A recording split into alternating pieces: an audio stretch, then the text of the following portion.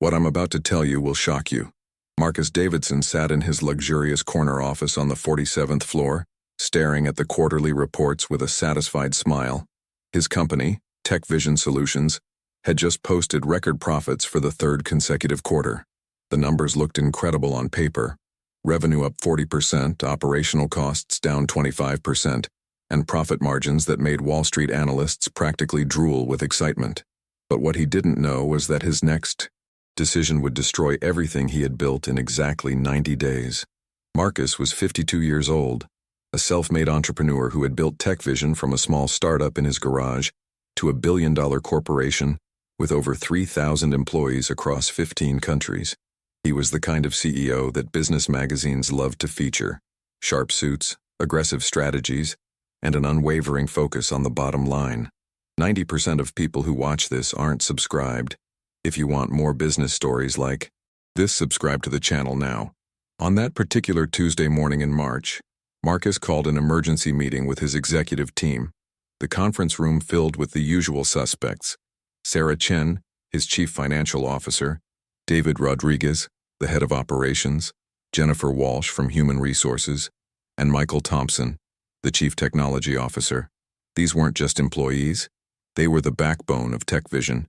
People who had been with the company for years, some even from the very beginning. "Ladies and gentlemen," Marcus began, his voice carrying that confident tone that had convinced investors to pour millions into his vision. "I've been analyzing our numbers, and I see an opportunity that's too good to pass up." He clicked his presentation remote, and the screen displayed a detailed breakdown of the company's salary expenses. The room fell silent, but none of them could have imagined what was coming next. Sarah Chen, who had been with the company for 8 years and had helped navigate them through 2 major recessions, shifted uncomfortably in her chair. She had seen that look in Marcus's eyes before.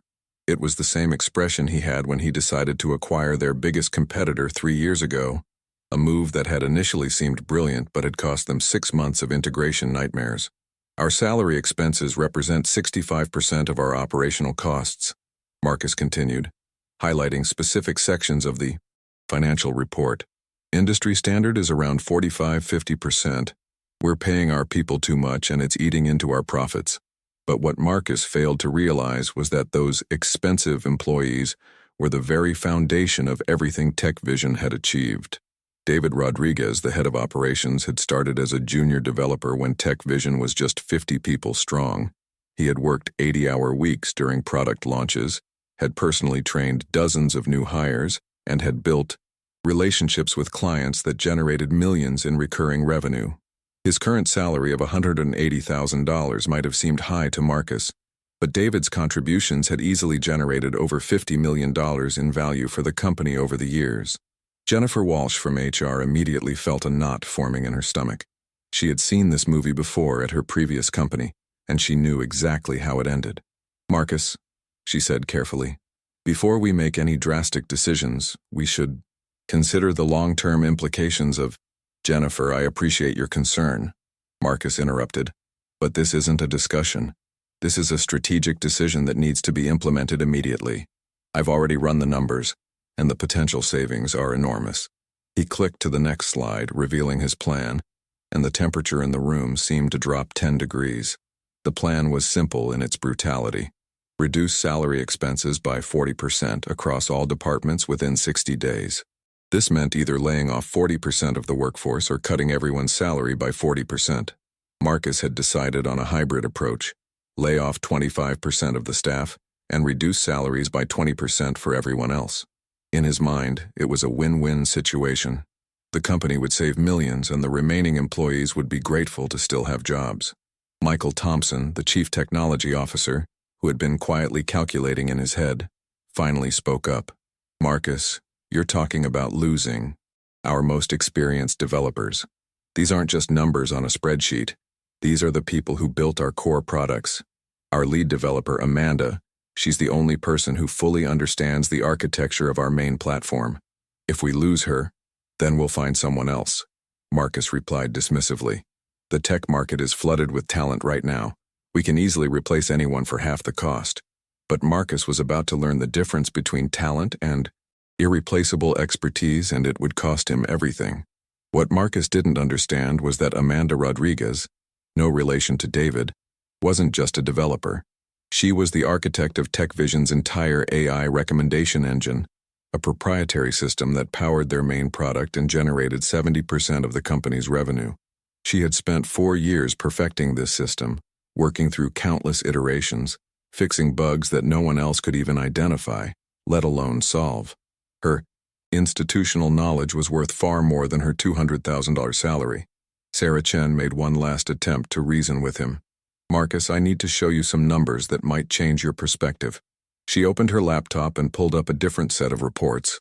"Our employee retention rate is 94%, which is almost unheard of in our industry. Our competitors are spending 3 to 4 times more on recruitment and training because they have 40–50% turnover rates. We save millions every year just because our people stay." But Marcus had already made up his mind, and nothing was going to change it. He stood up, straightened his tie, and delivered the final blow. "The decision is final. Jennifer, I want you to prepare the termination packages. Sarah, calculate the exact savings. David and Michael, identify which projects can be delayed or canceled. We're implementing this starting Monday." The meeting ended in stunned silence. As the executives filed out of the conference room, each of them knew they were witnessing the beginning of the end, but they had no idea just how quickly and completely everything would fall apart. That evening, Marcus went home to his $3 million mansion, poured himself a glass of his favorite 30-year-old scotch, and called his wife with the good news. "Honey, I just saved the company over $50 million annually. The board is going to love this." Little did he know that in exactly 90 days, that same board would be voting him out, and TechVision would be filing for bankruptcy protection. If you think you know how this story ends, you're probably wrong, because what happened next was beyond anyone's worst nightmare. The next morning, Marcus arrived at the office with a spring in his step that hadn't been there in months. He had spent the entire evening running calculations, imagining how Wall Street would react to the upcoming earnings report that would show unprecedented profit margins. The elevator ride to the 47th floor felt shorter than usual, and even his secretary, Margaret, noticed his unusually cheerful demeanor. Margaret had been with TechVision for 12 years, starting as a receptionist when the company occupied just 2 floors of a much smaller building. She had watched Marcus transform from an ambitious entrepreneur who knew every employee's name to a CEO who now saw people primarily as line items on financial statements. At 58 years old, she earned $85,000 annually, not because Marcus was generous, but because her institutional knowledge and relationships made her irreplaceable. She knew every client's preferences, every vendor's history, and every employee's personal situation. "Good morning, Mr. Davidson," Margaret said with her usual professional warmth. "Your 9 a.m. with the Johnson Group has been moved to 10:30, and the quarterly review with the board is still scheduled for Thursday." Marcus nodded absently, his mind already focused on the implementation of his cost-cutting strategy. He had no idea that Margaret's casual mention of the Johnson Group, TechVision's second-largest client, responsible for $12 million in annual revenue, would become critically important in just a few weeks. The Johnson Group contract was more than just a business relationship. It was a testament to the power of human connections in corporate success. 3 years ago, when Johnson Group was considering switching to a competitor, it was Margaret who had remembered that their CEO's daughter was getting married. She had arranged for a personalized congratulations gift from TechVision, something that went far beyond the typical corporate gesture. This small act of thoughtfulness had cemented a loyalty that survived 2 competitive bidding processes and 1 major service disruption. But Marcus was already in full execution mode. He had scheduled individual meetings with each department head, starting with what he considered the low-hanging fruit, the customer service department. In his analysis, customer service was overhead, not revenue generation. He failed to understand that their customer service team didn't just solve problems. They identified opportunities, prevented cancellations, and often served as the early warning system for product issues. Linda Morrison, the customer service director, had been dreading this meeting since yesterday's executive session. At 45, she had built the department from a chaotic mess of angry clients into a well-oiled machine with a 97% customer satisfaction rating. Her team of 85 people handled over 2,000 customer interactions daily, but more importantly, they generated an average of $3.2 million in additional revenue annually through upselling and retention efforts. "Linda, I'll get straight to the point," Marcus began as she sat down in his office. "Customer service is expensive, and frankly, most of what your team does can be automated or outsourced. I need you to reduce your team by 60% and cut the remaining salaries by 25%. The number hit Linda like a physical blow. 60% meant losing 51 people, including veterans like James Parker, who had been handling the most complex technical support cases for 8 years. James didn't just solve problems, he prevented them from escalating into lawsuits. Just last month, he had identified a critical software bug through a customer complaint, saving the company from a potential $5 million class action lawsuit. "Marcus, I need you to understand something," Linda said, her voice steady despite the churning in her stomach. "Last quarter, my team prevented 47 account cancellations. Those accounts represent $8.3 million in annual recurring revenue. If we lose that capability, we'll implement chatbots and offshore the rest to the Philippines," Marcus interrupted. "I've already spoken with 3 outsourcing companies. We can get 24/7 coverage for less than what we're paying for your current day shift." What Marcus didn't realize was that customer service at TechVision wasn't just about answering questions. The team had developed deep expertise in the company's complex AI systems, often helping clients optimize their usage in ways that increased their dependency on TechVision's services. This expertise couldn't be transferred to offshore teams overnight, and chatbots couldn't replicate the nuanced understanding that came from years of experience. Linda left the meeting knowing she had just witnessed the beginning of a catastrophe, but she also knew there was nothing she could do to stop it. Marcus had that look in his eyes, the same look he'd had when he'd insisted on rushing the launch of TechVision 3.0, despite warnings from the development team about unresolved bugs. That decision had cost them 3 months of crisis management and nearly lost them their biggest client. By noon, word was already spreading through the office.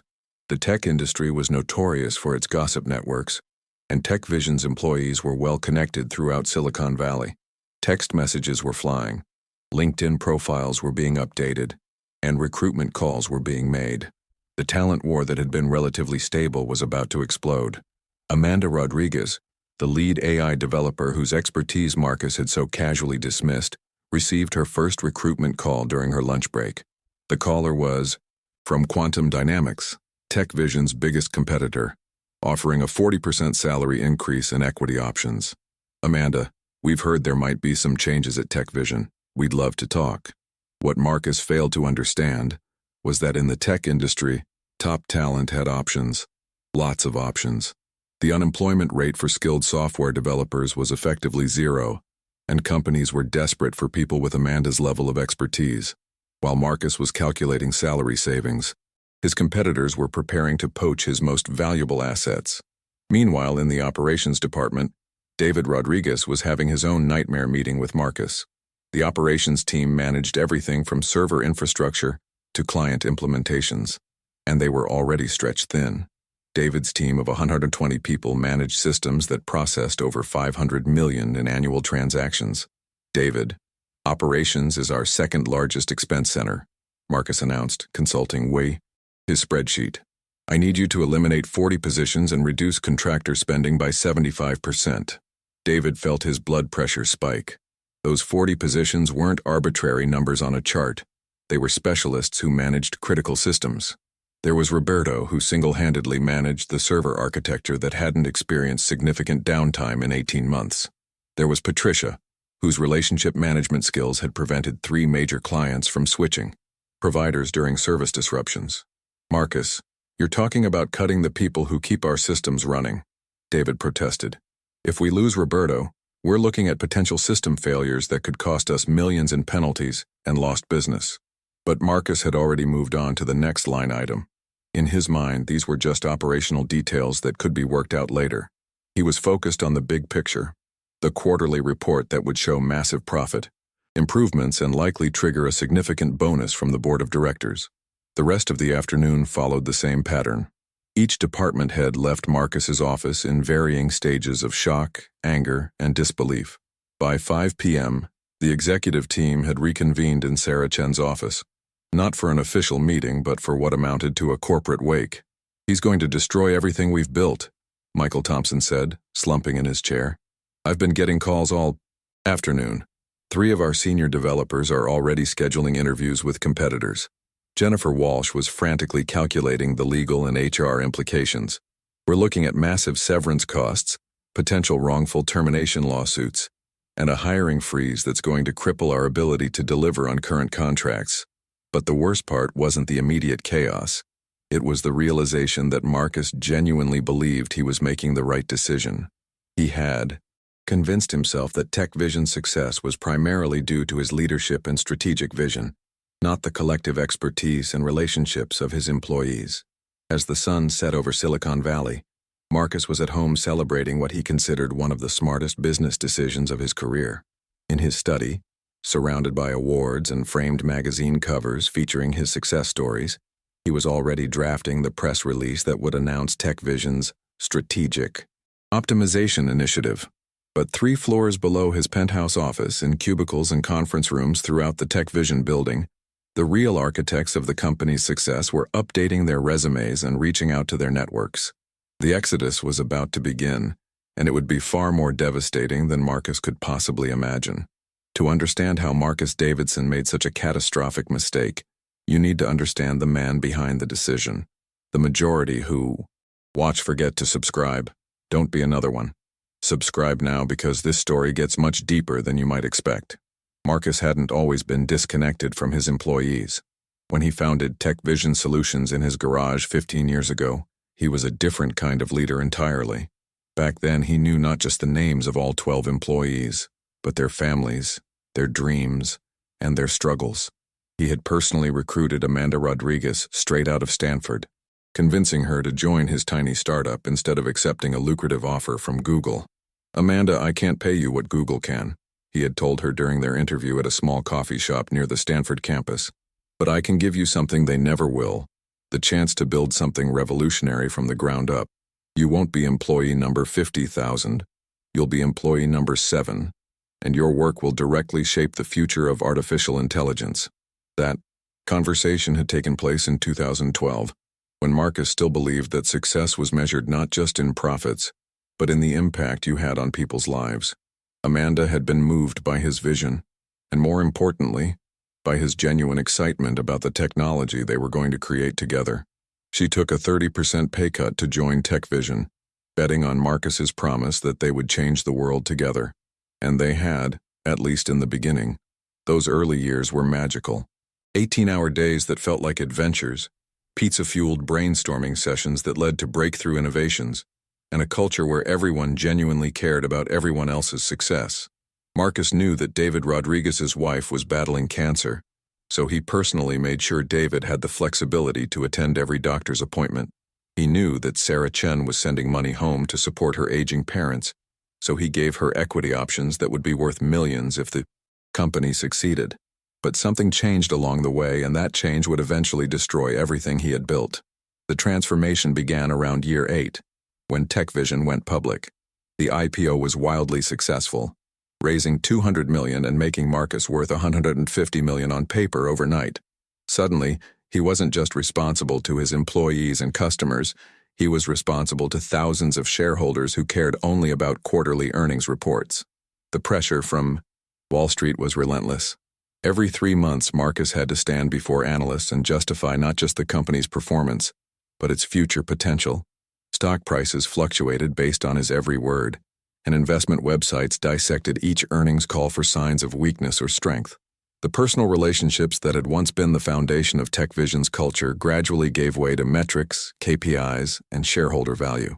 Marcus began spending more time with investment bankers and management consultants than with his actual employees. These advisors spoke a different language, one focused on operational efficiency, profit optimization, and competitive positioning. They praised him for his strategic thinking and executive presence, feeding an ego that had once been tempered by genuine humility. The first major warning sign came in year 10, when Marcus hired Blackstone Consulting to conduct a comprehensive operational review. The Blackstone team led by a 28-year-old Harvard MBA named Trevor Phillips, spent 6 weeks analyzing TechVision's operations through spreadsheets and PowerPoint presentations.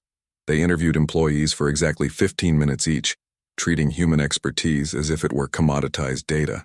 Trevor's final presentation had been a masterpiece of consulting jargon and colorful charts. TechVision is significantly overinvested in human capital relative to industry benchmarks, he had declared with the confidence that only comes from never having actually managed people.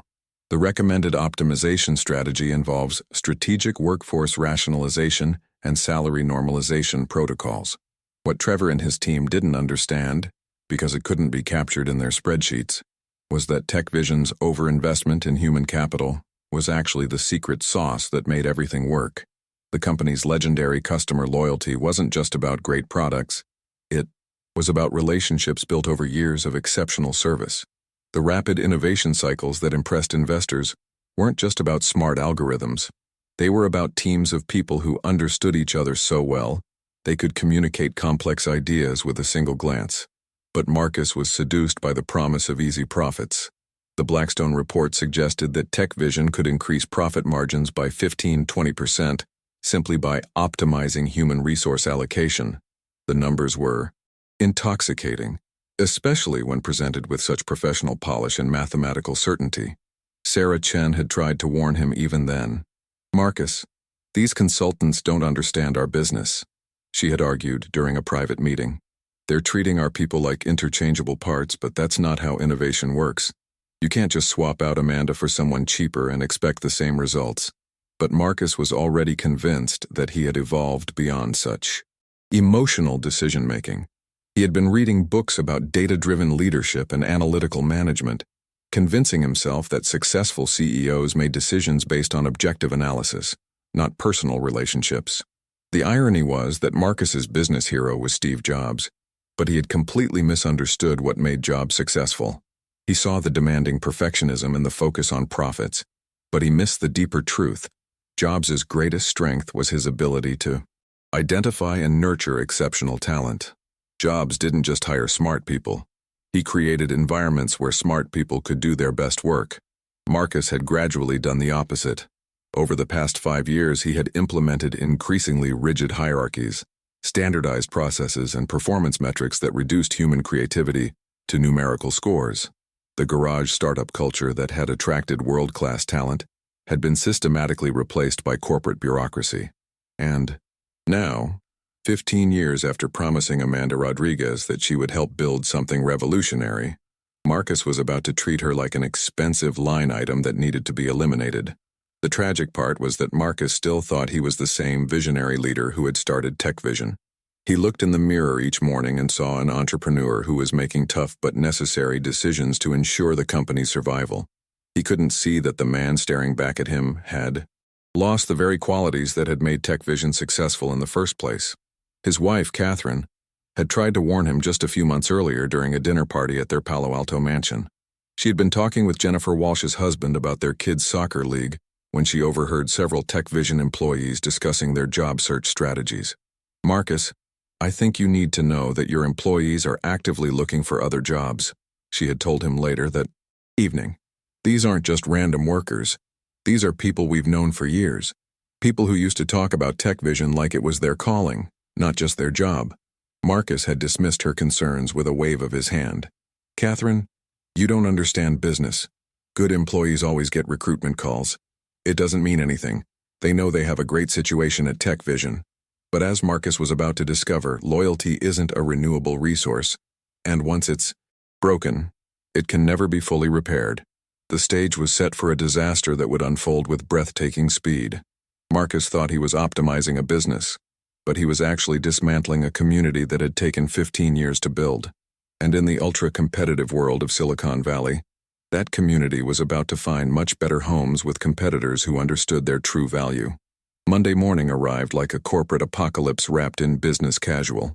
Marcus had, decided to make the announcement company-wide rather than handling terminations quietly, believing that transparency would demonstrate strong leadership and boost confidence in the remaining employees. He couldn't have been more wrong. The all-hands meeting was scheduled for 9 a.m. in the main auditorium.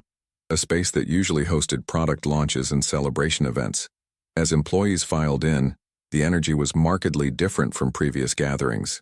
Instead of excited chatter about new developments, there were hushed conversations and worried glances. Word had already leaked through the company's informal networks, and people knew something big was coming. Marcus took the stage wearing his favorite navy suit and his lucky red tie, the same combination he had worn during the IPO announcement. In his mind, this was another pivotal moment in TechVision's evolution, a bold move that would be studied in business schools as an example of decisive leadership during challenging times. "Good morning, everyone," Marcus began, his voice projecting the confidence of someone who genuinely believed he was about to deliver good news. "I've called this meeting to share some exciting changes that will position TechVision for unprecedented growth and profitability." The word exciting landed in the auditorium like a lead balloon. Amanda Rodriguez, sitting in the third row with the rest of the development team, felt her stomach clench. She had been through enough corporate restructurings to know that when CEOs used words like exciting and opportunity in the same sentence as changes, people were about to lose their jobs. Over the past several months, I've been working with our executive team to identify areas where we can optimize our operations and increase our competitive advantage. Marcus continued, clicking to his first slide. Strategic Workforce Optimization Initiative. The corporate euphemism fooled no one. What happened next would be remembered as one of the most tone-deaf presentations in TechVision's history. Marcus spent 20 minutes explaining the business rationale behind his decision, using phrases like right-sizing human capital and aligning compensation structures with market realities. He presented charts showing potential profit increases and graphs comparing TechVision's salary expenses to industry averages. But as Marcus spoke, he failed to notice the body language of his audience. Arms were crossed, faces were stone cold, and several employees were discreetly typing on their phones, not taking notes, but updating LinkedIn profiles and texting recruiters. Jennifer Walsh, watching from the side of the auditorium, was documenting what she knew would become a textbook example of how not to handle layoffs. Every employment lawyer in Silicon Valley would eventually hear about this presentation, and several would make significant money from the lawsuits that would inevitably follow.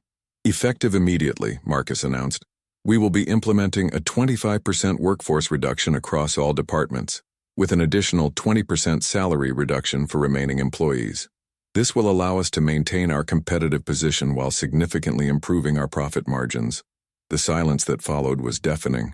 300 people sitting in complete quiet, processing the fact that their CEO had just announced that he was firing 1 out of every 4 people while cutting everyone else's pay. Marcus interpreted the silence as respectful attention and continued with what he thought was the inspiring part of his presentation. "I want everyone to understand that this is not a sign of weakness. It's a sign of strength. Companies that adapt quickly to changing market conditions are the ones that survive and thrive. We're not just cutting costs. We're investing in our future." That's when David Martinez, a senior developer who had been with the company for 6 years, stood up. David was normally one of the quieter employees, someone who preferred code to conversations, but the audacity of Marcus's presentation had pushed him past his breaking point. "Marcus, can I ask you a question?" David said, his voice carrying clearly through the silent auditorium. "You're talking about investing in our future while firing a quarter of the people who built that future. How exactly does that work?" The question caught Marcus off guard. In all his preparation for this presentation, he had anticipated concerns about implementation details or timeline, not a direct challenge to the fundamental logic of his decision. "David, I understand this is difficult news, but sometimes leaders have to make tough decisions for the greater good of the organization." "Tough decisions for who?" Amanda Rodriguez asked, standing up next to David. "You're not taking a pay cut. The executive team isn't losing their bonuses. You're asking the people who actually build the products and serve the customers to sacrifice so that shareholders can see better returns." Marcus felt heat rising in his collar. This wasn't how the meeting was supposed to go. In his imagination, employees would be concerned but ultimately understanding, perhaps even grateful that he was being proactive about the company's financial health. He certainly hadn't expected a public confrontation. "Amanda, I've made these decisions based on careful analysis and expert consultation." Marcus replied, his tone becoming more defensive. This isn't personal. It's business. It's not personal. This time it was Roberto Gonzalez from the infrastructure team. Marcus, you hired me personally 8 years ago. You came to my wedding. You know my kids' names. And now you're telling me that eliminating my job is not personal? The mood in the auditorium shifted from shocked silence to something much more dangerous. Active anger. Marcus was losing control of the narrative, and worse, he was losing control of the room. What he didn't realize was that he was also losing control of his company's future. Sarah Chen, watching from the executive seating area, was frantically calculating the financial implications of what she was witnessing. The severance packages alone would cost millions, but that was nothing compared to the potential revenue loss if key clients decided to follow departing employees to competitors. I understand everyone is emotional right now, Marcus said, trying to regain authority. But I need you to trust that this decision is in everyone's best interest. The employees who remain will have more opportunities for advancement, and the company will be financially stronger. More opportunities for advancement? Linda Morrison from customer service had stood up. You're firing 60% of my team and expecting the remaining 40% to handle the same workload. That's not advancement. That's exploitation. Marcus made his fatal mistake at that moment. Instead of acknowledging the concerns, showing empathy, or even ending the meeting to regroup, he doubled down on his corporate messaging. Linda, if you're not committed to helping TechVision succeed in this new environment, perhaps you should consider whether this is the right place for you, he said, his frustration finally showing through his professional veneer. The words hung in the air like a challenge. Marcus had just told one of his most loyal and effective employees that she should quit if she didn't like his decisions.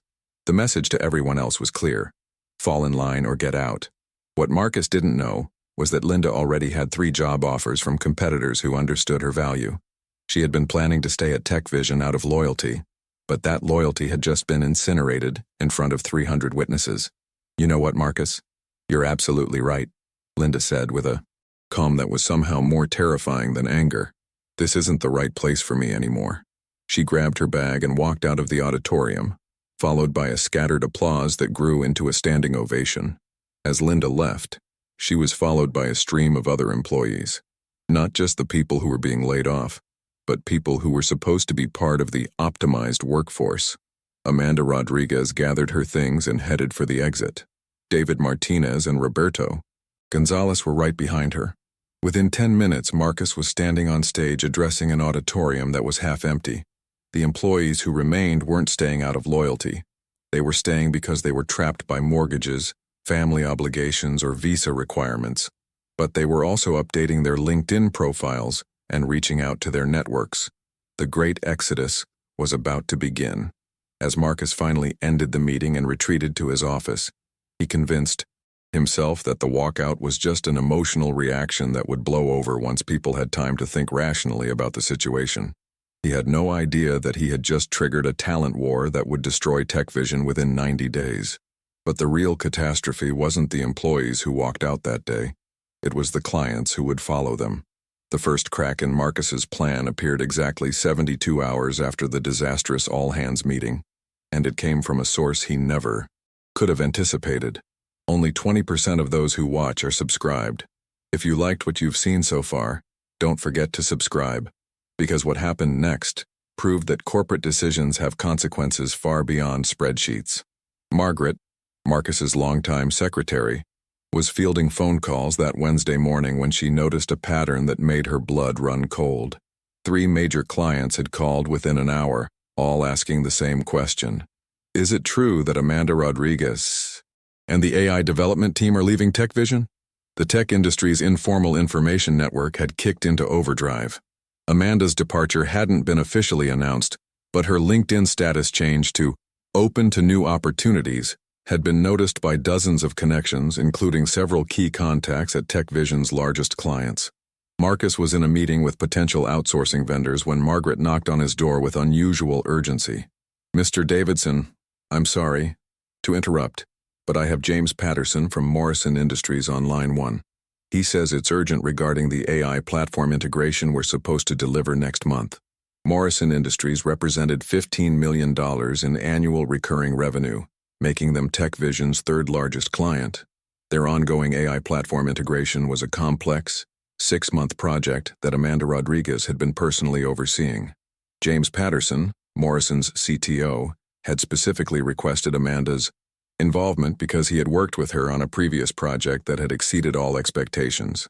Marcus picked up the phone with his usual confident demeanor. "James, good to hear from you. How can I help?" "Marcus, I'll cut right to the chase," James said, his tone notably cooler than their usual friendly conversations.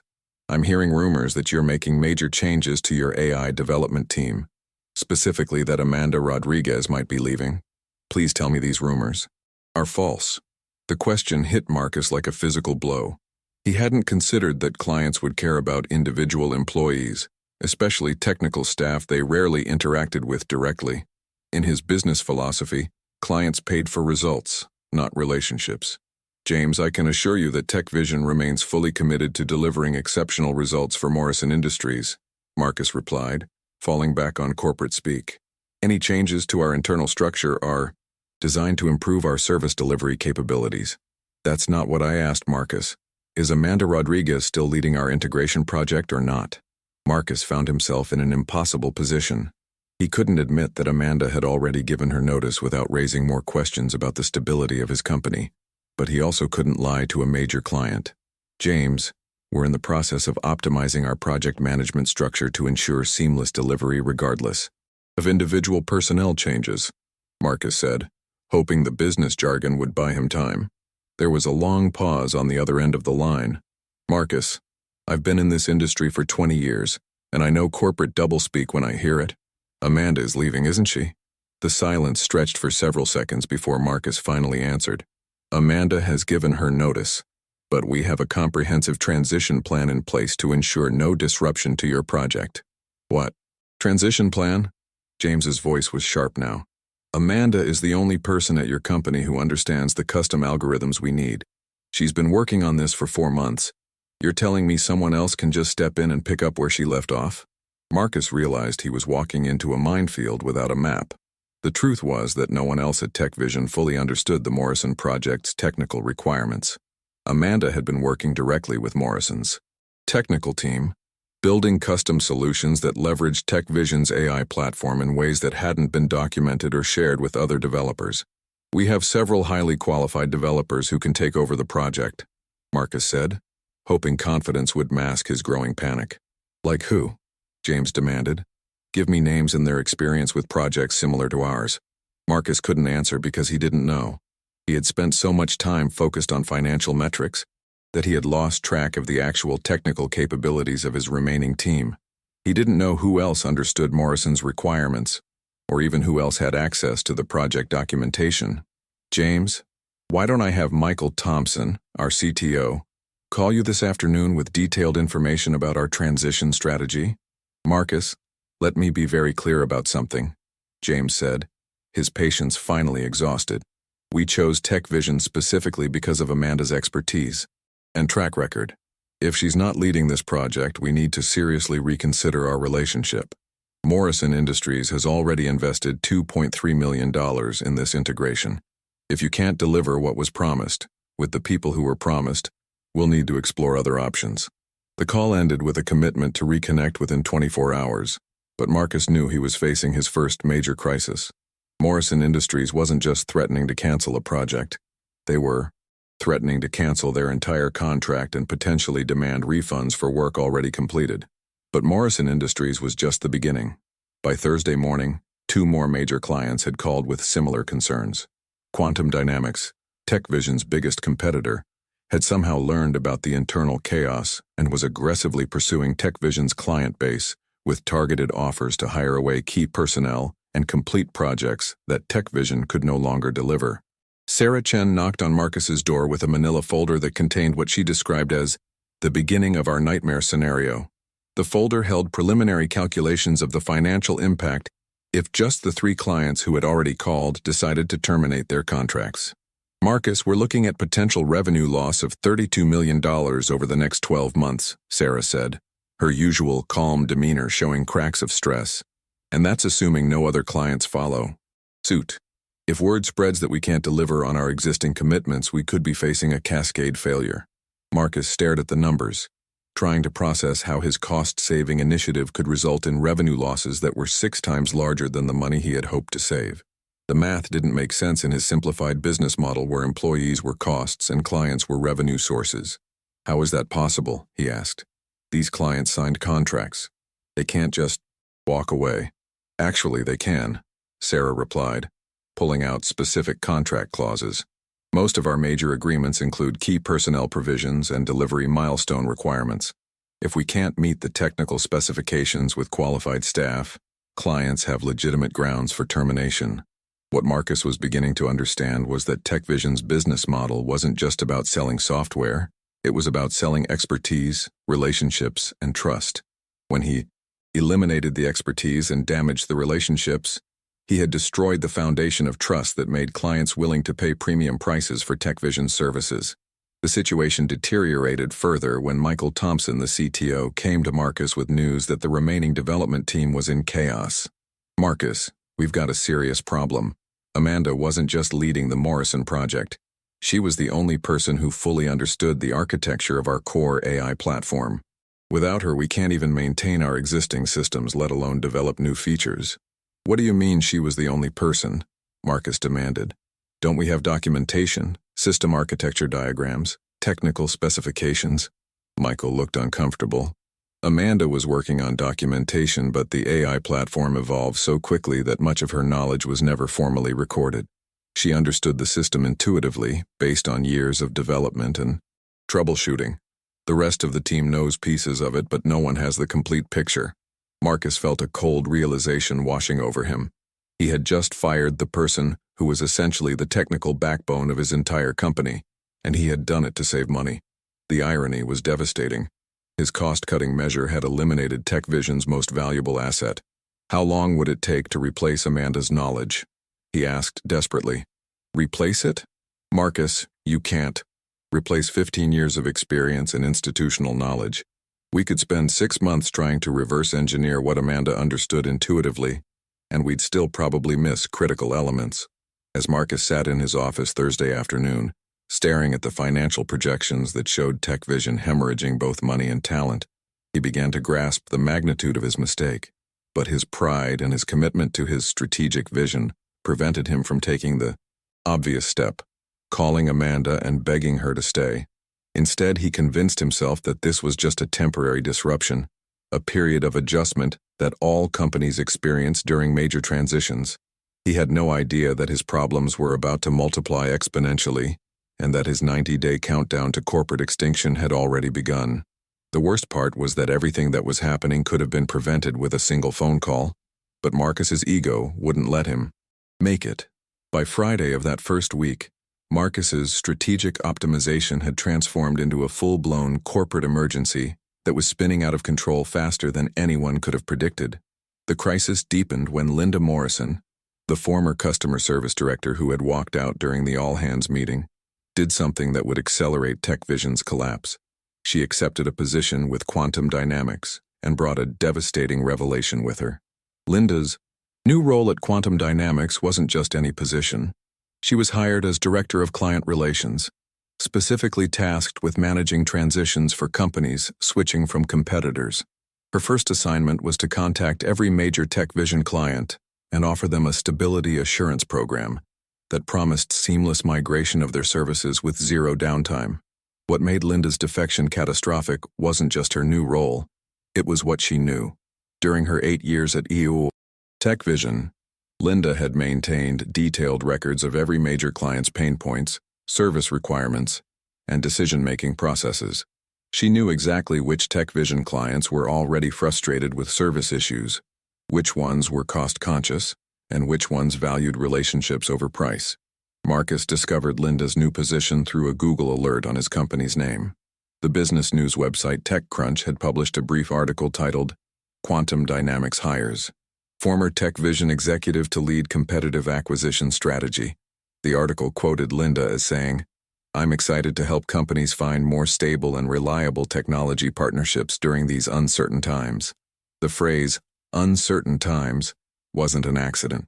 Linda knew that in the ultra-competitive tech industry, even the perception of instability could trigger client defections.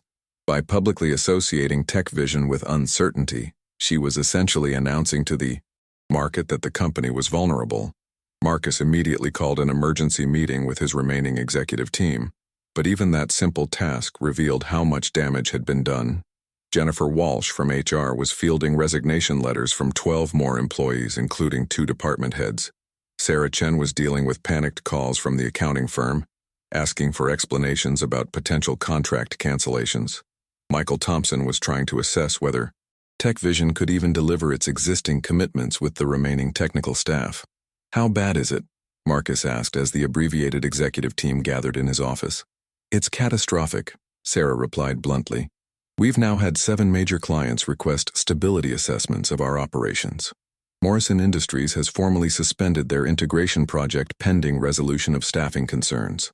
And I just got off the phone with our largest client, Global Financial Services. They want an emergency meeting Monday morning to discuss contingency planning." Global Financial Services represented $28 million in annual recurring revenue, nearly 20% of TechVision's total business. Their contract included penalty clauses that could cost TechVision up to $15 million if service levels weren't maintained. More importantly, Global Financial had significant influence in the financial services industry, and their public departure from TechVision would likely trigger a cascade of similar decisions from other financial sector clients. Michael Thompson delivered even worse news. "Marcus, I need to tell you something that's going to sound impossible, but it's true. We can't maintain our current service levels with the remaining technical staff." Amanda wasn't just working on new projects. She was also the primary troubleshooter for critical system issues. Yesterday, we had a server failure that would normally take her 20 minutes to diagnose and fix. It took our remaining team 4 hours, and we're still not sure our solution is stable. The 4-hour outage had affected 3 major clients during peak business hours. The financial impact was immediate. TechVision's service level agreements included credits for downtime, which meant automatic refunds totaling $180,000 for that single incident. But the reputational impact was far worse, because it demonstrated that TechVision could no longer deliver the reliability that clients expected. Marcus felt like he was watching a controlled demolition of his own company, except that he was the one who had pressed the detonator. Every decision he had made in the past week had triggered consequences that were exponentially worse than the problems he was trying to solve. Jennifer Walsh added the final piece of devastating news. "Marcus, I need you to understand the legal exposure we're facing. 23 employees have now given notice, and 14 of them had non-compete agreements. But here's the problem. Most of those agreements are unenforceable because we initiated the terminations through the layoffs. Employment lawyers are already circling, telling people they can work for competitors immediately. Non-compete agreements had been TechVision's primary defense against talent poaching. The contracts prevented key employees from working for competitors for 12 months after leaving the company, giving TechVision time to transition their responsibilities and protect client relationships. But when a company initiates layoffs or creates hostile working conditions that force resignations, those agreements become legally meaningless." "So, Amanda can start working for Quantum Dynamics on Monday?" Marcus asked. "Amanda can start working for Quantum Dynamics today if she wants to," Jennifer replied. "And she can take everything she learned at TechVision with her, including detailed knowledge of our client requirements and system vulnerabilities." What Marcus didn't know was that Amanda had already started working, not officially, but through consulting conversations with Quantum Dynamics that were perfectly legal. She was helping them understand exactly how to position their services to TechVision's clients, and more importantly, how to solve technical problems that TechVision could no longer address. The weekend brought no relief. Saturday morning, Marcus received a call from his biggest investor, Victoria Chen, no relation to Sarah, who managed a $500 million venture capital fund and owned 15% of TechVision. Victoria had built her reputation on identifying promising technology companies and helping them scale successfully. She was not happy. "Marcus, I'm getting calls from 3 different sources telling me that TechVision is in crisis," Victoria said without preamble. "Please tell me you have a plan to fix whatever is happening." Marcus tried to spin the situation positively. "Victoria, We're implementing a strategic restructuring that will significantly improve our profit margins and operational efficiency. There's always some temporary disruption during major transitions, but— Marcus, stop, Victoria interrupted. I've been in this business for 20 years. I know what strategic restructuring means, and I know what happens when technology companies lose their key technical talent. How many employees have quit this week? Marcus couldn't avoid the direct question. We've had some departures, but we're also eliminating positions through our optimization initiative, so the net change isn't as significant as it might appear. How many, Marcus? 37 people have left the company this week. The silence on the other end of the line lasted so long that Marcus wondered if the call had dropped. Finally, Victoria spoke again, and her tone was completely different. Marcus, you've destroyed your own company. In 1 week, you've lost more than 10% of your workforce, including people with irreplaceable knowledge. Your competitors are circling like sharks. Your clients are questioning your stability, and you're telling me this is strategic? This is the most catastrophic business decision I've seen in my entire career. Victoria, I understand your concerns, but no, you don't understand. Let me explain what's going to happen next. Your remaining employees are going to continue leaving because they know the company is unstable. Your clients are going to follow them because they need reliable service providers. Your revenue is going to collapse, and your expenses are going to skyrocket as you try to fix the problems you've created. You have maybe 60 days before TechVision is completely insolvent. Marcus tried to argue, but Victoria continued relentlessly. Here's what I need you to do immediately. First, call Amanda Rodriguez and offer her whatever it takes to come back. Double her salary, equity, whatever. Second, send a message to every employee who quit this week offering them their jobs back with a 25% raise. Third, issue a public statement that the restructuring was a mistake and you're recommitting to your workforce. Victoria, I can't just reverse course completely. It would make me look weak and indecisive. Marcus, you are weak and indecisive. But more importantly, you're wrong. And in business, being wrong and stubborn is far worse than being wrong and flexible. Swallow your pride and fix this before it's too late. But Marcus's pride wouldn't let him take Victoria's advice. In his mind, reversing his decision would be an admission of failure that would destroy his credibility with employees, clients, and investors. He convinced himself that the current problems were temporary growing pains that would resolve once the optimization was complete. Sunday evening, Marcus spent hours in his home office, staring at financial projections that showed increasingly dire scenarios. But instead of reconsidering his strategy, he doubled down. He began drafting a company-wide email that would announce additional efficiency measures, including the outsourcing of customer service to the Philippines and the implementation of automated systems to replace departing technical staff. Marcus thought he was showing decisive leadership in a crisis. What he was actually doing was planning the final phase of TechVision's destruction.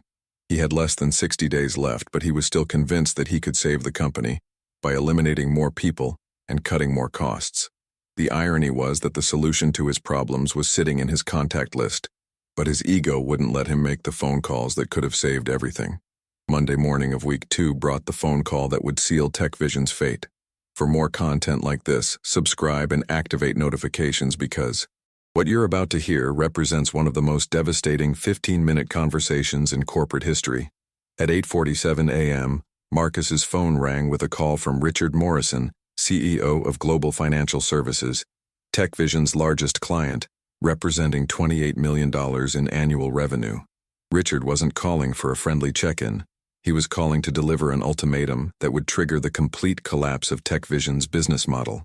Marcus, we need to talk, Richard began, his tone carrying the weight of a decision that had clearly already been made. I've spent the weekend reviewing our relationship with TechVision, and I have some serious concerns about your company's ability to deliver on our current contracts. Global Financial Services wasn't just any client. They were TechVision's showcase account, the success story that Marcus used in every sales presentation and investor meeting. Their AI-powered fraud detection system, built entirely on TechVision's platform, processed over $2 billion in daily transactions and had reduced fraudulent activity by 73% over 3 years. Richard, I understand there have been some rumors about internal changes. but I can assure you that TechVision remains fully committed to delivering exceptional service to Global Financial, Marcus replied, falling back on his standard corporate messaging. Marcus, these aren't rumors. Linda Morrison contacted me personally on Friday. She's now working with Quantum Dynamics, and she offered to personally manage our transition to their platform with zero downtime and a 30% cost reduction. The words hit Marcus like a physical blow. Linda hadn't just taken a job with a competitor, she was actively poaching TechVision's clients using inside knowledge of their operations, pain points, and decision-making processes. This wasn't just business competition. It was corporate warfare using insider intelligence. But more importantly, Richard continued, Linda showed me detailed documentation of the technical staff departures at TechVision. Marcus, you've lost the people who built and maintain our fraud detection system. How can you guarantee continued service when the architects of our platform no longer work for you? Marcus felt sweat beading on his forehead. The truth was that he couldn't guarantee anything. Amanda Rodriguez had been the lead developer on Global Financial's fraud detection system, and her departure had left a knowledge gap that might be impossible to fill. Richard, we have comprehensive documentation and multiple team members who are familiar with your system's architecture, Marcus lied, hoping to buy time while he figured out how to actually deliver on that promise. Really? Then you won't mind if we conduct a technical audit this week. I want to meet with the specific individuals who will be responsible for maintaining and upgrading our system. I want to see their credentials, review their understanding of our requirements, and assess their ability to handle emergency situations. Marcus knew this was a test he couldn't pass. The remaining technical staff at TechVision had general knowledge of the fraud detection platform, but none of them understood the intricate customizations that made it work specifically for Global Financial's unique requirements.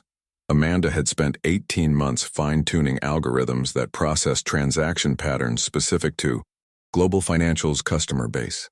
Richard, I'd be happy to arrange those meetings, but I think we should also discuss the broader strategic partnership between our companies. Global Financial has been with TechVision for 3 years, and we've delivered exceptional results. Marcus, stop. Richard's voice cut through the corporate speak like a blade. I'm not interested in history. I'm interested in capability. Can you maintain and improve our fraud detection system without Amanda Rodriguez? Yes or no? The question hung in the air for several seconds. Marcus knew that lying would only delay the inevitable, but admitting the truth would guarantee immediate contract termination. We're in the process of transitioning Amanda's responsibilities to other team members, Marcus said, trying to thread the needle between honesty and hope. That's not what I asked. Can you maintain our system without her? Yes or no? Another pause. Finally, Marcus gave the answer that would destroy his company. It will require some adjustment time, but yes, we can maintain your system. How long is some adjustment time? Probably 30 to 60 days for full transition of responsibilities. Richard's response was swift and devastating. Marcus, we can't afford 30 to 60 days of uncertainty on a system that processes $2 billion daily. I'm giving you 48 hours to provide a detailed technical transition plan, including specific names, credentials, and demonstrated competencies of the people who will be responsible for our system. If you can't provide that documentation, we'll be activating our contingency plan. What contingency plan? Marcus asked, though he was afraid he already knew the answer. We'll be migrating to Quantum Dynamics. Linda has assured us they can have our system fully operational on their platform within 2 weeks, with improved performance and lower costs. The call ended with a commitment to reconnect in 48 hours, but Marcus knew he was facing an impossible deadline. He didn't have a technical transition plan because there was no one left at TechVision who could create one. Amanda Rodriguez had been TechVision's institutional memory, and that memory had walked out the door. But Global Financial Services was just the beginning of Monday's disasters. By 10 a.m., Marcus had received similar calls from Morrison Industries and Dataflow Corporation, 2 other major clients who had been contacted by former TechVision employees now working for competitors. The coordinated nature of these approaches suggested a systematic campaign to destroy TechVision's client base. Sarah Chen knocked on Marcus's door with news that made the situation even worse. Marcus, I need to show you something that's going to make you sick, she said, opening her laptop to display a TechCrunch article that had been published an hour earlier. The headline read, Mass exodus from Tech Vision signals major instability. As key personnel join competitors. The article included quotes from anonymous sources describing chaos and leadership failure at Tech Vision. More damaging were the specific details about client concerns and technical capability gaps that could only have come from people with inside knowledge. This article has been shared over 500 times in the past hour, Sarah reported. It's trending on LinkedIn, and 3 different industry newsletters have already picked it up. By this afternoon, every potential client and current client will have read that Tech Vision is in crisis. Marcus read the article with growing horror. The anonymous quotes were devastating. Management made arbitrary decisions without understanding the technical implications. They treated irreplaceable talent like disposable commodities. The company has lost the expertise needed to maintain its own products. But the worst part was a quote that was clearly from Amanda Rodriguez, though she wasn't named. When leadership prioritizes short-term cost savings over long-term capability, they're essentially choosing to destroy the foundation of their own success. The article concluded with a paragraph that felt like a corporate obituary. Industry analysts suggest that Tech Vision's rapid loss of technical talent and client concerns about service continuity may represent an insurmountable challenge for a company that built its reputation on innovation and reliability. By Sarah. Noon, Marcus's phone was ringing constantly with calls from concerned investors, panicked clients, and opportunistic reporters looking for comments about the Tech Vision crisis. Margaret, his secretary, looked overwhelmed as she tried to manage the flood of inquiries. Mr. Davidson, I have 12 reporters holding, 6 client emergency calls, and your investor Victoria Chen is demanding to speak with you immediately, Margaret reported. And sir, I also have 3 companies calling about acquisition opportunities. The word acquisition hit Marcus like a slap in the face. Competitors weren't just trying to poach his clients and employees. They were circling like vultures, preparing to buy Tech Vision's assets at fire sale prices. Michael Thompson appeared in Marcus's doorway with the final piece of devastating news. Marcus, I just got off the phone with our infrastructure team. We had another major system failure this morning, a problem that would have taken Amanda 5 minutes to fix. It took us 3 hours, and during that time, Global Financial's fraud detection system was completely offline. 3 hours? Marcus asked weakly. 3 hours of zero fraud protection for a system that processes billions in daily transactions. Global Financial is going to receive automatic service credits of $400,000 for this incident alone. But more importantly, they're going to use this as justification for immediate contract termination. Marcus slumped in his chair, finally beginning to grasp the magnitude of the disaster he had created. In less than 2 weeks, he had transformed Tech Vision from a profitable, growing company into a corporate disaster that was hemorrhaging money, talent, and credibility at an unprecedented rate. The phone rang again, and Margaret's voice came through the intercom. Mr. Davidson, I have Richard Morrison from Global Financial Services on line 1. He says it's urgent. Marcus knew this call would be the final nail in Tech Vision's coffin. Global Financial wasn't going to wait 48 hours for a technical transition plan that didn't exist. They were calling to announce their immediate departure, taking $28 million in annual revenue with them. As Marcus reached for the phone, he realized that his 90-day countdown to bankruptcy had just accelerated to 30 days, and there was absolutely nothing he could do to stop it. The call with Richard Morrison lasted exactly 7 minutes and 12 seconds, and by the time it ended, Marcus Davidson knew that Tech Vision Solutions was effectively finished as a viable company. What transpired in those 7 minutes would become a case study in how a single conversation can destroy a billion-dollar corporation. Marcus, I'm not going to waste either of our time with pleasantries, Richard began. 3 hours of system downtime is unacceptable for a financial services company.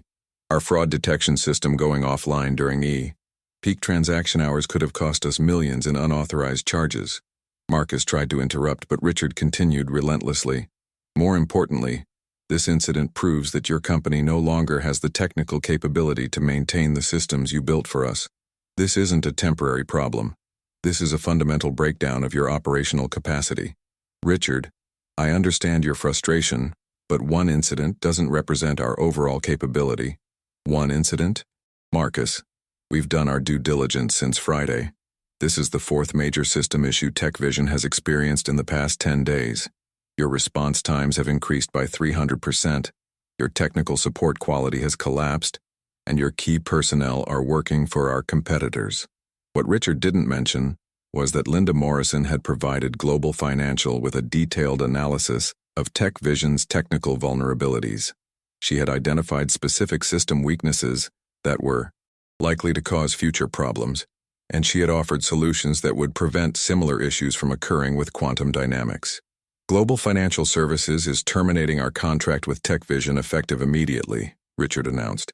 Our legal team is invoking the service-level failure clauses in our agreement and will be demanding full refunds for services that cannot be completed to specification. The financial implications hit Marcus like a tsunami. Global Financial's contract termination would trigger immediate revenue loss of $28 million annually, plus penalty payments that could reach $15 million for breach of service-level agreements. But worse than the immediate financial impact was the signal it would send to the market. If TechVision couldn't maintain service for their flagship client, they couldn't maintain service for anyone. Richard, please reconsider. We've had a successful partnership for 3 years. Surely we can work through these temporary challenges. Marcus, this isn't temporary. We've already begun migration to quantum dynamics. They've demonstrated that they can replicate our fraud detection capabilities with better performance and lower costs. More importantly, they have the technical staff to actually deliver what they promise. The call ended with Richard's final devastating blow. I'll be recommending to my peer network that they carefully evaluate TechVision's technical capabilities before committing to new projects or renewing existing contracts. In the financial services industry, Richard Morrison's recommendations carried enormous weight. His informal endorsement could make a technology company's reputation, and his criticism could destroy it. Marcus had just lost not only his biggest client, but also his most influential advocate in the industry. Before Marcus could even process the full implications of Global Financial's departure, Margaret announced that Morrison Industries was holding on line 2 with an urgent contract issue. Marcus knew that Morrison Industries had been talking to Linda Morrison, no relation, despite the shared name, about transitioning to quantum dynamics. But he hoped their smaller scale and longer relationship might buy him some negotiating room. He was wrong. The Morrison Industries call lasted less than 3 minutes. They were also terminating their contract immediately, citing fundamental concerns about service continuity and technical competency. Their $15 million annual contract was gone, along with another $8 million in potential penalties. By 2 p.m. that Monday, TechVision had lost $43 million in annual recurring revenue and was facing up to $23 million in penalty payments. The company's total annual revenue was $140 million, which meant they had just lost 30% of their business in a single day. But the financial damage was only part of the disaster. The real catastrophe was reputational. Word was spreading through the tech industry's informal networks that TechVision was in complete collapse. Every current client was reconsidering their relationship, and every potential client was crossing TechVision off their vendor consideration lists.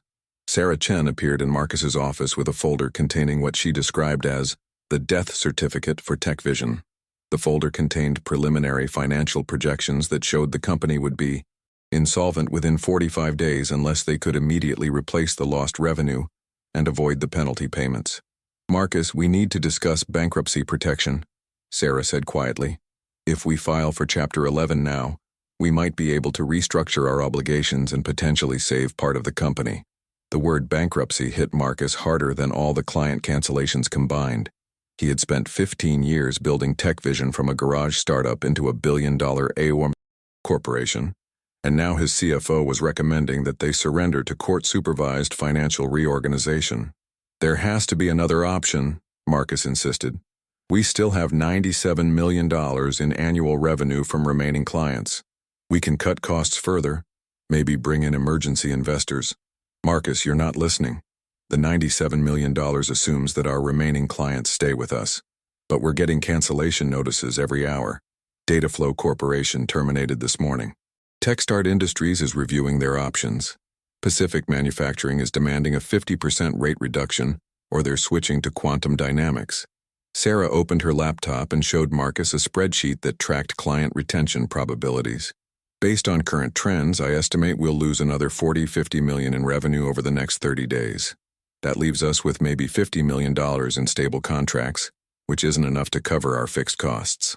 The mathematics of corporate failure were brutally simple. TechVision's monthly operational expenses were $8.5 million, which meant they needed about $100 million in annual revenue just to break even. With clients departing rapidly and no new sales pipeline, they were facing a death spiral that would consume their cash reserves within weeks. Michael Thompson knocked on the office door with news that made the situation even more desperate. "Marcus, I need to tell you about a conversation I just had with Quantum Dynamics. They called me directly." Marcus felt his stomach drop. What did they want? "They offered me a position as Senior Vice President of Technology Development with a 60% salary increase and equity options. But more importantly, they told me they're planning to acquire TechVision's client base and technology assets through a fire sale bankruptcy purchase." The strategy was becoming clear. Quantum Dynamics wasn't just competing with TechVision, they were systematically destroying the company in order to acquire its valuable assets at a fraction of their true worth. They were using former TechVision employees as insider intelligence agents, poaching clients with competitive offers, and positioning themselves to buy TechVision's technology and intellectual property through bankruptcy proceedings. "They also told me something else," Michael continued. "Amanda Rodriguez is joining them as Chief AI Officer next week. They're planning to offer her a $400,000 salary plus equity that could be worth millions if their acquisition strategy succeeds." Marcus realized that his decision to save money by eliminating Amanda's $200,000 salary had directly enabled his biggest competitor to hire her for twice that amount and use her knowledge to destroy his company. The irony was so complete it was almost artistic. The final blow came at 4:30 p.m. when Victoria Chen, TechVision's largest investor, called to deliver an ultimatum that would end Marcus's career as CEO. "Marcus, the investor consortium met this morning to discuss the TechVision situation," Victoria said without preamble. "We've lost confidence in your leadership, and we're demanding immediate changes to company management." "Victoria, I know things look bad right now, but..." "Marcus, stop. You've destroyed a billion-dollar company in 2 weeks. You've lost irreplaceable talent, alienated major clients, and created a competitive disaster that will be studied in business schools as an example of catastrophic leadership failure." Victoria's next words would haunt Marcus for the rest of his career. "The board is meeting tomorrow morning to vote on your removal as CEO. We're bringing in a crisis management team to attempt damage control, but honestly, it may already be too late to save the company." As Marcus hung up the phone, he sat alone in his corner office on the 47th floor, staring out at the Silicon Valley skyline where dozens of his former employees were probably already working for competitors. He had started the day as the CEO of a successful technology company, and he was ending it as the architect of one of the fastest corporate collapses in industry history. In exactly 14 days, Marcus had transformed TechVision from a thriving business into a bankruptcy candidate, and the worst part was that every single disaster could have been prevented if he had simply understood the value of the people he chose to eliminate. Tuesday morning brought a humiliation that Marcus Davidson never could have imagined when he started his cost-cutting initiative just 2 weeks earlier. If you reached this far, subscribe to the channel.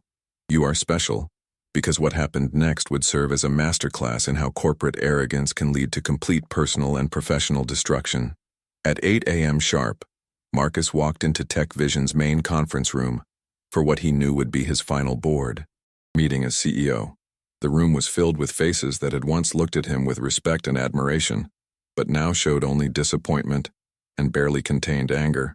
Victoria Chen sat at the head of the table with a stack of documents that Marcus recognized as his termination papers. "Marcus, please sit down," Victoria said with the cold formality of someone conducting a funeral. "We need to discuss the immediate future of TechVision Solutions." The other board members, successful entrepreneurs and seasoned investors who had once celebrated Marcus as a visionary leader, now looked at him as if he were a case study in managerial incompetence. Robert Kim, who had been TechVision's first major investor, couldn't even make eye contact. "Before we begin the formal proceedings," Victoria continued, "I want to review what has happened to this company under your leadership over the past 14 days. What followed was a devastating recitation of TechVision's collapse. $68 million in lost annual revenue, $31 million in potential penalty payments, 47 key employees resigned or terminated, 4 major system failures, and a complete breakdown of client confidence. The numbers were worse than Marcus had realized because they included client cancellations that had been announced after he left the office Monday evening. More importantly, Victoria said, our emergency assessment team has determined that TechVision no longer possesses the technical capability to deliver on most of its existing contracts. Without Amanda Rodriguez and the other AI specialists, we literally cannot maintain the systems we've sold to clients. The emergency assessment team had spent Monday evening interviewing TechVision's remaining technical staff, and their findings were catastrophic. Of the company's 12 major client systems, only 3 could be adequately maintained by current employees. The other 9 required knowledge and expertise that had walked out the door with departing staff. Marcus, said David Park, another board member, we've also discovered that you made these personnel decisions without consulting anyone who understood the technical implications. You eliminated people based solely on salary costs, without assessing their actual value to the company's operations. Marcus tried to defend his decisions. I was implementing a strategic cost optimization based on industry benchmarks and expert consulting advice. The goal was to improve profit margins and competitive positioning. Stop, Victoria interrupted. We've seen the Blackstone consulting report you used to justify these decisions. It was a generic analysis that treated TechVision like a manufacturing company where employees are interchangeable parts. They completely ignored the reality that technology companies depend on specialized knowledge and relationships that can't be easily replaced. Robert Kim finally spoke, and his words carried the weight of someone who had seen corporate disasters before. Marcus, in 30 years of technology investing, I have never seen a more catastrophic series of business decisions. You destroyed the foundation of your own company to achieve short-term cost savings that will never be realized because you eliminated the revenue capability along with the expenses. The mathematical reality was brutal. Marcus had hoped to save $50 million annually in salary costs, but he had already lost $68 million in revenue, with more losses projected every day. His optimization had achieved exactly the opposite of its intended effect. The board has voted unanimously to remove you as Chief Executive Officer, effective immediately, Victoria announced. We're bringing in Jennifer Walsh as interim CEO while we search for permanent leadership. The irony was perfect. Jennifer Walsh, the HR director whom Marcus had ordered to implement the layoffs, was now being promoted to clean up the disaster those layoffs had created. Jennifer understood better than anyone how the human element of TechVision's success had been systematically destroyed. We're also implementing an emergency recovery plan, Victoria continued. Jennifer will be contacting every employee who resigned in the past 2 weeks, offering them immediate reinstatement with significant salary increases and equity compensation. But Marcus knew it was probably too late. Amanda Rodriguez had already accepted the Chief AI Officer position at Quantum Dynamics. Linda Morrison was actively working to destroy TechVision's remaining client relationships. The other key employees had likely signed contracts with competitors and wouldn't be legally able to return even if they wanted to. As Marcus cleaned out his office that afternoon, he found mementos from TechVision's early days, photos from the company's first product launch, awards for innovation and workplace culture, thank you letters from employees whose careers he had helped launch. Each item felt like evidence from a different lifetime, when he had been a leader who inspired loyalty rather than resignation letters. Margaret, his longtime secretary, knocked on his door with a box of his personal items and an expression of sympathy that somehow made the situation worse. Mr. Davidson, I wanted you to know that I've enjoyed working with you over the years. I hope you find success in your next endeavor. Even Margaret was being diplomatic about his failure, but Marcus could see the disappointment in her eyes. She had watched him transform from an entrepreneur who cared about people into an executive who saw employees as line items on financial statements. As Marcus walked to his car for the last time as TechVision CEO, he passed through the open office areas where his former employees had worked. The cubicles that had once buzzed with innovation and collaboration now felt like a graveyard. Half the desks were empty, and the remaining employees looked anxious and demoralized. In the parking garage, Marcus encountered David Rodriguez, the former head of operations who had confronted him during the disastrous all-hands meeting. David was loading boxes into his car, Apparently, he had decided to accept one of the many job offers he had received from competitors. "Marcus," David said with surprising gentleness, "I want you to understand something. We didn't leave because we were unhappy with the company. We left because we lost trust in the leadership. TechVision could have been something special for another decade, but you chose short-term profits over long-term relationships." David's words hit harder than any board vote or financial projection because they represented the human cost of Marcus's decisions. These weren't just employees who had been eliminated. They were people who had believed in TechVision's mission and had been betrayed by leadership that prioritized shareholder returns over employee loyalty. That evening, Marcus sat in his home study, surrounded by business books and framed magazine articles that celebrated his entrepreneurial success. The latest issue of Business Week was lying on his desk with a cover story titled, "The New Rules of Corporate Efficiency," featuring strategies that sounded exactly like the approach he had implemented at TechVision. Marcus realized that he had been seduced by management theories that reduced human relationships to economic transactions. He had forgotten that TechVision's success wasn't built on superior technology or clever marketing. It was built on exceptional people who cared deeply about their work and their colleagues. The transformation was complete. Marcus Davidson had evolved from an inspiring entrepreneur who built a billion-dollar company into a cautionary tale about the dangers of prioritizing financial metrics over human relationships. And the most tragic part was that he could have learned this lesson without destroying everything he had spent 15 years building. 3 weeks after Marcus Davidson's removal as CEO, TechVision Solutions filed for Chapter 11 bankruptcy protection, marking the end of one of Silicon Valley's most spectacular corporate collapses. The company that had once been valued at over $1 billion was now worth less than the office equipment in its abandoned headquarters. Jennifer Walsh, who had reluctantly accepted the interim CEO position, spent her first week conducting what she privately called corporate archaeology, trying to understand how extensive the damage really was. What she discovered was worse than even the board had imagined. "We don't just have a client problem or a staffing problem," Jennifer reported to the emergency board meeting. "We have a complete breakdown of institutional knowledge. The people who understood how our systems worked are gone, the documentation is incomplete, and the remaining staff can't maintain the products we've committed to deliver." The emergency recovery plan to rehire departed employees had failed spectacularly. Amanda Rodriguez had politely declined TechVision's offer to return as Chief Technology Officer at triple her previous salary, because she was already committed to leading Quantum Dynamics' new AI development division. Linda Morrison had similarly rejected an offer to return as Senior Vice President of Client Relations because she was busy helping TechVision's former clients successfully migrate to competitors. Of the 47 employees who had resigned or been terminated, only 12 were willing to consider returning to TechVision, and most of those were junior staff members whose departures hadn't significantly impacted operations. The senior developers, project managers, and client relationship specialists who formed TechVision's competitive advantage had moved on to better opportunities with more stable companies. The client exodus had accelerated beyond anyone's worst-case projections. By the end of week 3, TechVision had lost $89 million in annual recurring revenue, representing 64% of their entire business. The remaining clients were mostly smaller companies locked into long-term contracts who couldn't easily switch providers, but even they were demanding significant price reductions as compensation for TechVision's service deterioration.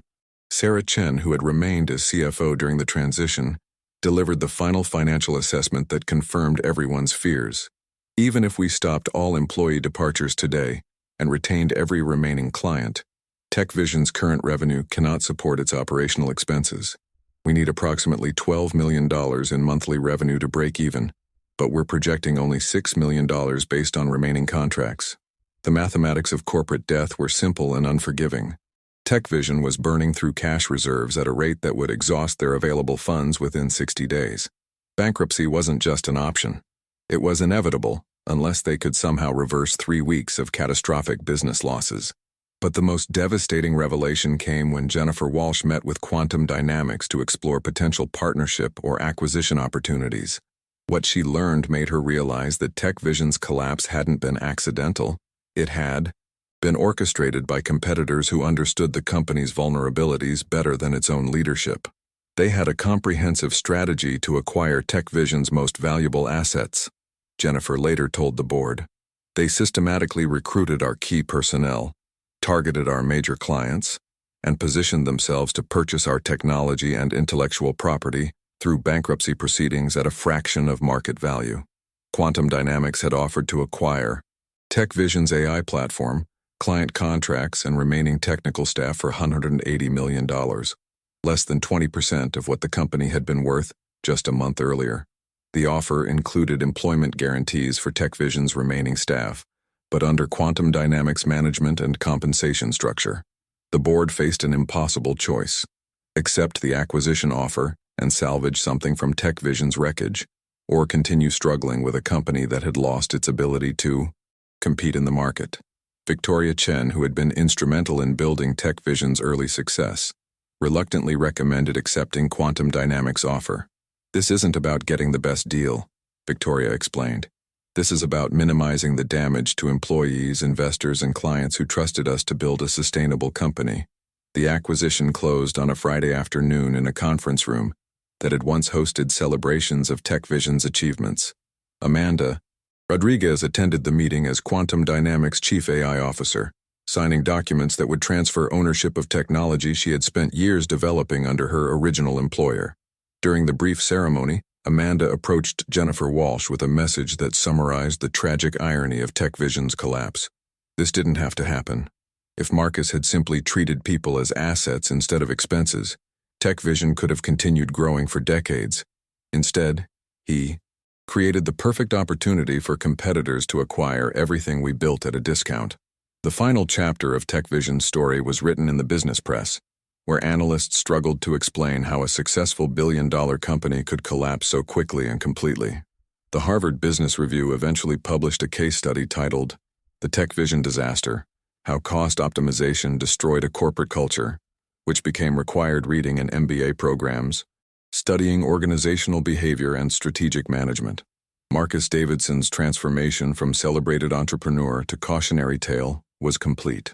He spent the weeks after TechVision's acquisition dealing with lawsuits from investors, severance negotiations with former employees, and media interviews where reporters asked him to explain how he had managed to destroy his own company so efficiently. In his final interview with TechCrunch, Marcus attempted to defend his decisions. "I was trying to optimize operations based on industry best practices and expert consulting advice. Sometimes market conditions change faster than leadership can adapt."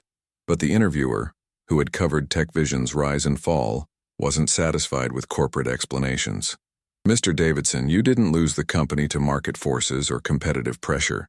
You eliminated the people who made TechVision successful, and then seemed surprised when clients and competitors took advantage of the weakness you created." Marcus never found another CEO position in the technology industry. His reputation as the executive who had destroyed TechVision made him unemployable at any company that valued long-term thinking over short-term cost-cutting. He eventually started a small consulting firm advising companies on operational efficiency, but the irony was lost on no one. The man who had promised to save $50 million in salary expenses had ultimately cost investors, employees, and clients over $800 million in lost value, making him one of the most expensive cost-saving executives in Silicon Valley history.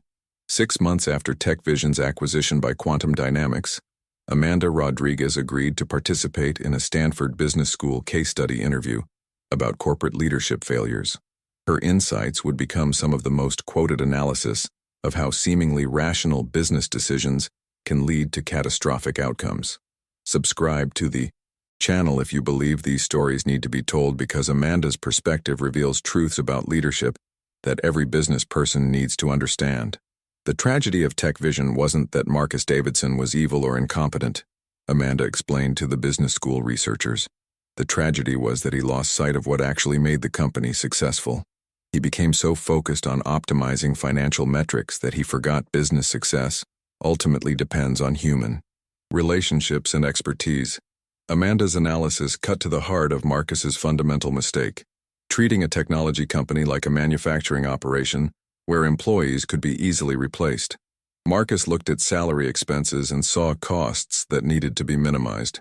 But what he was actually looking at was the accumulated knowledge, relationships, and capabilities that took years to build and couldn't be quickly reconstructed. The Stanford researchers asked Amanda to explain why TechVision's collapse had been so rapid and complete when other companies had survived significant layoffs and restructuring efforts. TechVision wasn't just cutting staff. We were eliminating institutional memory, Amanda replied. I spent 4 years developing AI algorithms that were customized for each major client. That knowledge didn't exist anywhere else in the company. When Marcus eliminated my position, he wasn't just saving my salary. He was destroying the capability to maintain systems that generated tens of millions in revenue. The case study revealed that Marcus's decision had been based on a fundamental misunderstanding of how knowledge-based companies create value. Unlike manufacturing businesses where processes can be documented and standardized, technology companies depend on expertise that often exists primarily in the minds of experienced employees. Linda Morrison, the former customer service director who had played a crucial role in TechVision's downfall, offered her own perspective on the company's collapse during a separate interview. Marcus treated customer relationships like transactions that could be automated or outsourced. But our major clients weren't just buying software. They were buying trust, expertise, and relationships that had been built over years of successful collaboration. Linda's insider knowledge of TechVision's client relationships had made her invaluable to Quantum Dynamics, but she took no satisfaction in her former company's destruction. I loved working at TechVision, especially in the early years when Marcus genuinely cared about employees and clients. Watching him systematically eliminate everything that made the company special was heartbreaking. The business school researchers documented how Linda's recruitment by Quantum Dynamics had accelerated TechVision's client losses. Her detailed knowledge of each client's pain points, decision-making processes, and contract vulnerabilities had enabled Quantum Dynamics to craft targeted competitive offers that TechVision couldn't match. Marcus never understood that when he fired experienced employees, he wasn't just losing their individual contributions. He was giving competitors access to strategic intelligence about his own company, Linda explained. The TechVision case study became a landmark analysis of what business schools began calling knowledge destruction, the process by which companies inadvertently eliminate their own competitive advantages while pursuing short-term financial optimization. Professor Elizabeth Chen, no relation to Sarah Chen, at Stanford Business School, used TechVision as an example in her courses on strategic management. Marcus Davidson fell into a trap that catches many executives. He confused activity with achievement. Cutting costs feels like strong leadership, especially when it produces immediate improvements in financial metrics. But if cost-cutting eliminates the capabilities that generate revenue, you're essentially destroying your company to improve your quarterly reports. The case study also examined the role of management consulting in TechVision's collapse. Blackstone Consulting's generic recommendations had failed to account for the specific dynamics of TechVision's business model, treating human expertise as if it were a commodity that could be easily replaced. Management consultants often bring valuable outside perspective, Professor Chen noted, but they can also provide dangerous validation for executives who want to make dramatic changes without fully understanding the consequences. Marcus used the Blackstone report to justify decisions that contradicted everything he should have known about his own company. The financial aftermath of TechVision's collapse provided stark lessons about the true cost of cost-saving initiatives. Analysis showed that Marcus's attempt to save $50 million annually had ultimately destroyed over $800 million in stakeholder value, including investor losses, employee equity destruction, and client disruption costs. Victoria Chen, TechVision's lead investor, reflected on the experience during a venture capital conference panel about identifying leadership risks. We trusted Marcus because he had successfully built TechVision from startup to billion-dollar company. But success can create blind spots. Marcus began believing that his strategic vision was more important than the people who executed that vision. Victoria's post-mortem analysis revealed that warning signs had existed months before the catastrophic layoffs. Employee satisfaction surveys had shown declining morale. Key personnel had been receiving increased recruitment approaches from competitors, and client feedback had increasingly mentioned concerns about service consistency. The data was there, but Marcus was so focused on financial metrics that he ignored leading indicators of operational problems, Victoria explained. He treated employee concerns as noise rather than signals about systemic issues. The ripple effects of TechVision's collapse extended far beyond the immediate stakeholders. Other technology companies began reassessing their own cost optimization strategies, recognizing that aggressive headcount reduction could backfire if it eliminated critical capabilities. Michael Thompson, TechVision's former CTO who had ultimately joined Quantum Dynamics, offered his perspective on what other leaders could learn from Marcus's mistakes. The lesson isn't that companies should never reduce costs or eliminate positions.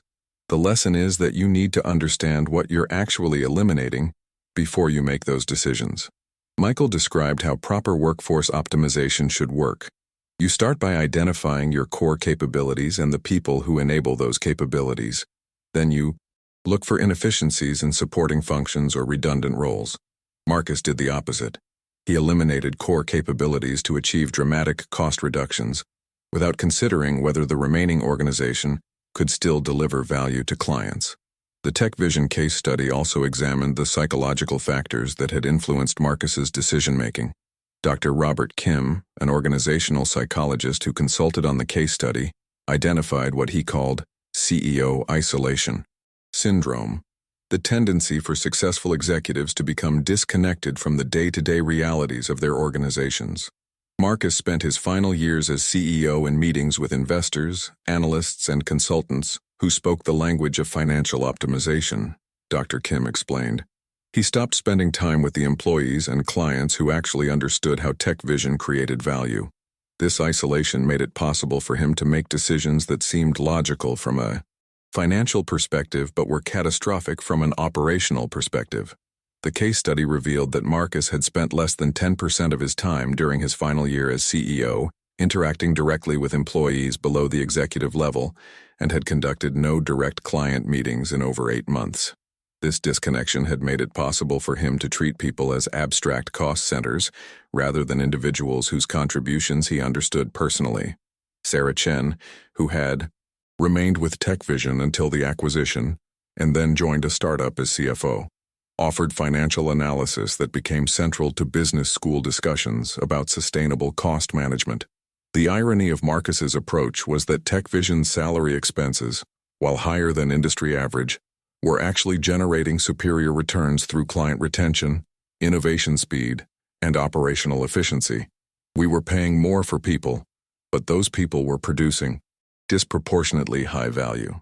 Sarah's analysis showed that TechVision's employee retention rate of 94% had saved the company approximately $15 million annually in recruitment, training, and productivity loss costs compared to industry averages. The company's rapid innovation cycles, enabled by experienced teams who worked efficiently together, had generated competitive advantages worth far more than the premium salaries Marcus had wanted to eliminate. Marcus saw $50 million in salary expenses and thought about how much profit that represented, Sarah explained. But he didn't calculate how much revenue those salaries were generating through superior client service, faster product development, and market-leading innovation. The Stanford case study concluded with a framework for evaluating workforce optimization decisions that became widely adopted in business education. The framework required leaders to assess not just the cost of personnel, but their contribution to revenue generation, their role in maintaining client relationships, and the difficulty of replacing their expertise. Jennifer Walsh, who had successfully transitioned from HR director to interim CEO during TechVision's crisis, became a sought-after speaker on leadership during organizational transitions. Her experience cleaning up Marcus's decisions provided insights that helped other companies avoid similar disasters. The most important lesson from TechVision is that employees aren't just costs, they're assets whose value may not be immediately visible in financial statements, Jennifer often told audiences. Marcus looked at Amanda Rodriguez and saw a $200,000 salary expense. But Amanda was actually worth millions in revenue generation, client relationships, and competitive advantage.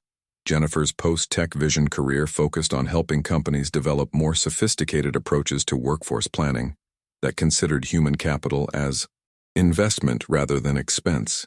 Her consulting practice, ironically, became much more successful than Marcus's similar venture because her approach was based on understanding people as the foundation of business success rather than obstacles to financial optimization. The ultimate lesson of TechVision's collapse was that in knowledge-based industries, the line between cost-cutting and capability destruction is often invisible until it's too late to recover. 2 years after TechVision's spectacular collapse, Marcus Davidson sat in a small conference room in downtown San Jose, across from a reporter from Forbes who was writing a retrospective article about corporate failures of the 2020s. The once confident CEO, who had graced magazine covers as a visionary leader, now looked like a man who had aged a decade in 24 months. Mr. Davidson, looking back on the TechVision situation, what would you have done differently? The reporter asked, her recorder capturing what would become Marcus's most honest assessment of his catastrophic leadership failure. Marcus stared out the window at the Silicon Valley skyline, where dozens of successful technology companies continued to thrive by prioritizing the very human relationships he had chosen to destroy. After a long pause, he gave an answer that surprised even himself with its candor. I would have remembered that I was running a people business, not a spreadsheet, Marcus said quietly. Every decision I made in those final months was based on financial projections and consultant recommendations, but I never asked the most important question: what would happen to our clients if we lost the people who understood their needs? The reporter pressed for specifics. Are you saying the layoffs were entirely wrong or that you implemented them poorly? I'm saying I fundamentally misunderstood what made TechVision successful, Marcus replied. I thought our competitive advantage came from superior technology or clever business strategy. But our real advantage was that we had built a community of experts who genuinely cared about solving complex problems for clients. When I destroyed that community to save money, I eliminated the foundation of everything we had achieved. The Forbes article would eventually become one of the most shared business stories of the year, not because it revealed new information about TechVision's collapse, but because it showed a fallen executive taking genuine responsibility for his mistakes rather than blaming external factors or market conditions. Marcus's transformation from arrogant CEO to humble consultant had been painful, but complete. His new business, Davidson Strategic Advisory, employed just 3 people and focused on helping small companies avoid the kind of cost-cutting disasters that had destroyed TechVision. The irony wasn't lost on potential clients. They were hiring the man who had spectacularly failed at cost optimization to help them do it correctly. The biggest lesson I learned, Marcus told his clients, is that in knowledge-based businesses, your employees aren't just doing jobs. They're carrying institutional memory that took years to accumulate. When you eliminate experienced people, you're not just cutting costs, you're destroying capabilities that may be impossible to rebuild.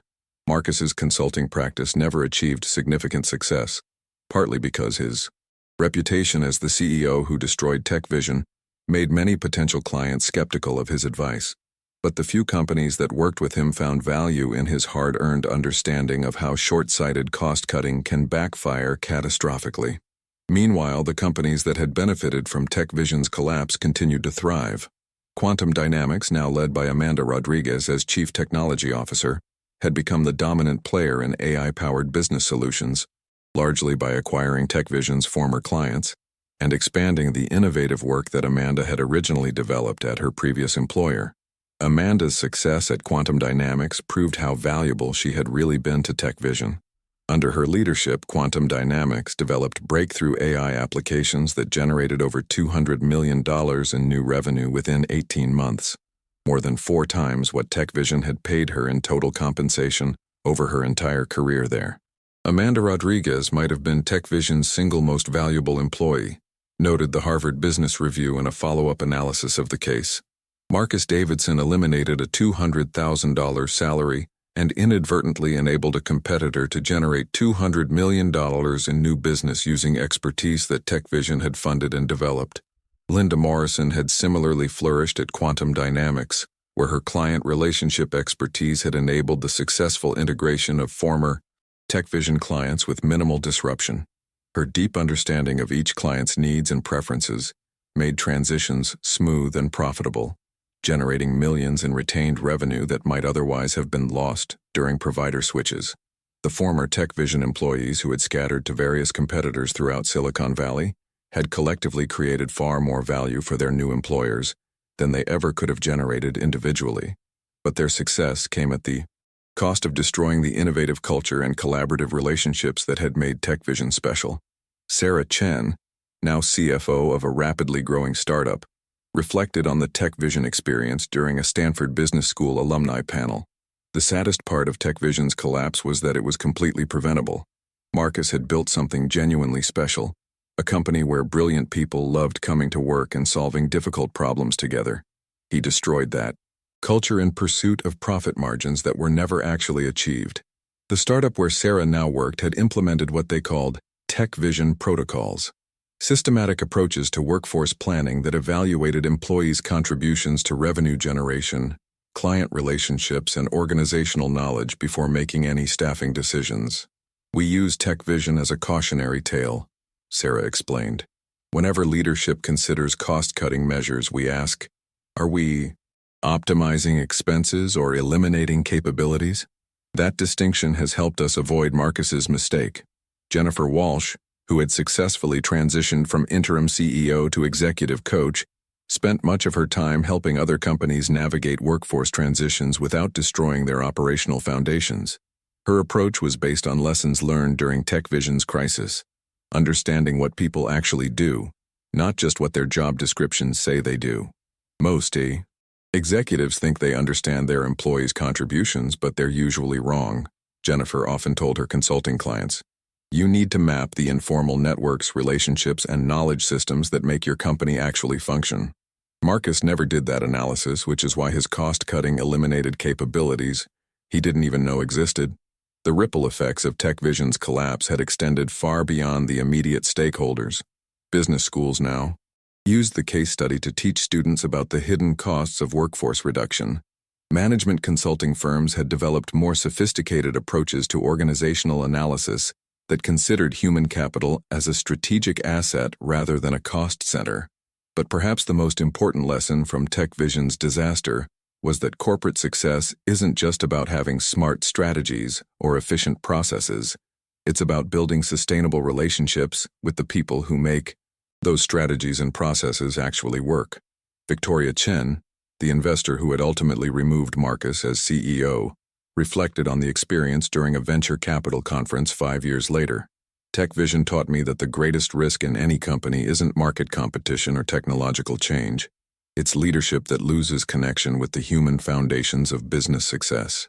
Victoria had implemented new investment criteria that included regular assessment of employee satisfaction, retention rates, and leadership-staff relationships. She had seen too many promising companies destroyed by executives who prioritized financial optimization over operational sustainability. Marcus Davidson wasn't a bad person or even a bad business leader in many ways, Victoria noted, but he forgot that businesses are ultimately communities of people working together toward common goals. When you break those communities apart to achieve short-term financial gains, you're destroying the very thing that makes the business valuable. The conference room fell silent as Victoria delivered her final assessment. TechVision's collapse wasn't caused by market forces or competitive pressure. It was caused by a leader who forgot why people choose to work for a company rather than just collecting paychecks. Marcus created a culture where brilliant people wanted to do their best work, and then he systematically eliminated that culture to improve quarterly reports. As the Forbes interview concluded, Marcus Davidson was asked what advice he would give to other CEOs facing pressure to reduce costs and improve profit margins.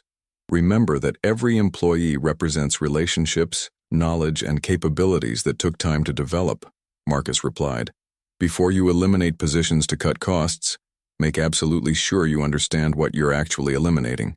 Because once you destroy institutional knowledge and client relationships, you may never be able to rebuild them. Marcus paused, looking out at the Silicon Valley landscape where TechVision's headquarters had once stood, now occupied by a different technology company that was probably making similar decisions about balancing costs and capabilities. The saddest part, he concluded, is that TechVision could have continued growing and innovating for decades. We had everything we needed: brilliant people, loyal clients, and breakthrough technology. I destroyed all of that in 90 days because I thought financial optimization was more important than human relationships. The man who had once been celebrated as a visionary entrepreneur had learned the most expensive lesson in business history. that companies aren't just financial entities to be optimized, but human communities that create value through collaboration, expertise, and trust, elements that can be destroyed much faster than they can be built.